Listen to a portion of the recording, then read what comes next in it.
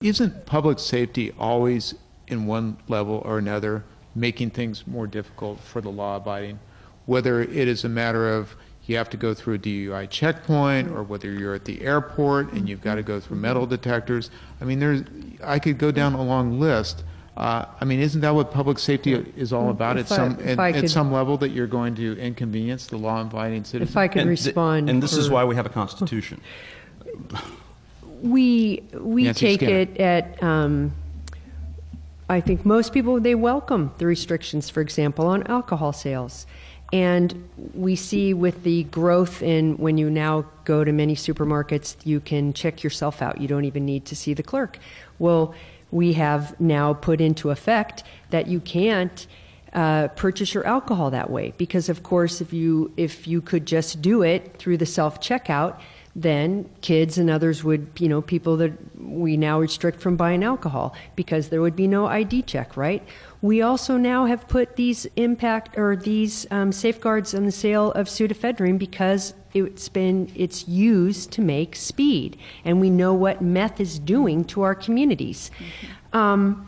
While it is a little more expensive now to buy pseudoephedrine because you have to show ID and you have to register and there's a record of the sales, and it's a little more inconvenient, those communities that have been ravaged by meth addiction and meth use have welcomed it. So there are many aspects of we are willing to take some inconveniences as a society to protect our public safety.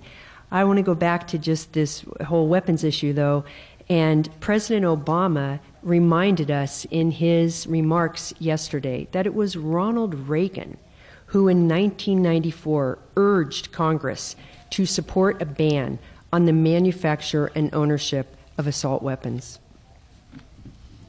Gene Hoffman? The reason Ronald Reagan is really polarizing character in California is because the reason you can't carry a loaded firearm in public is Ronald Reagan banned it. And that was because the Black Panthers decided they would carry guns in Oakland to keep the cops from beating them. And they were probably right in historical hindsight. So, when we're talking about civil rights, it's interesting to compare it to alcohol. We've tried that before. We had a constitutional amendment, how quaint, to actually outlaw alcohol. And it didn't work really well. In fact, gun control started with that constitutional amendment because, of course, gangsters started using firearms that were otherwise common to do really bad things. Look, we would not accept these restrictions on books. We would not accept these restrictions on abortion.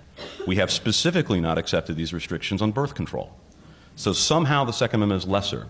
And you know what? Mr. Van Houten's organization made this argument in Chicago, and the Supreme Court said, no, this is a fundamental enumerated right. It is no less a right than any other right, including the actual enumerated ones or the non-enumerated ones. So, when we sit here talking about, a little bit more restrictions and all these things, I mean, there are a lot of people in this room who would tell you that the TSA check gets darn close to the Fourth Amendment, if not actually violating it. And so the same people who are sitting here telling me that, it's okay that this all gets more restricted, the entire point of the 14th Amendment was that this wouldn't get more restricted in the states, and the states couldn't be trusted as we thought they could in 1790. Benjamin Van Houten of the Law Center to Prevent Gun Violence. The Supreme Court has made clear this is not an all or nothing proposition. Okay, there are plenty of gun laws that are on the table that don't prevent people from having a handgun in the home for self-defense. The D.C. Circuit Court of Appeals recently reviewed an assault weapons ban and large capacity magazine ban. The D.C. Circuit found it completely constitutional. What we've seen, in fact, since the Heller decision is that most of the challenges to gun laws have been rejected. The fact is that there's a lot that we can do and must do that is completely consistent with what the Supreme Court has talked about. The Supreme Court talked about preventing access by felons and the mentally ill as one of the long-standing prohibitions that is presumptively lawful and important. And we need to fulfill that mandate of preventing access by felons. And we only do that through universal background checks and other important measures.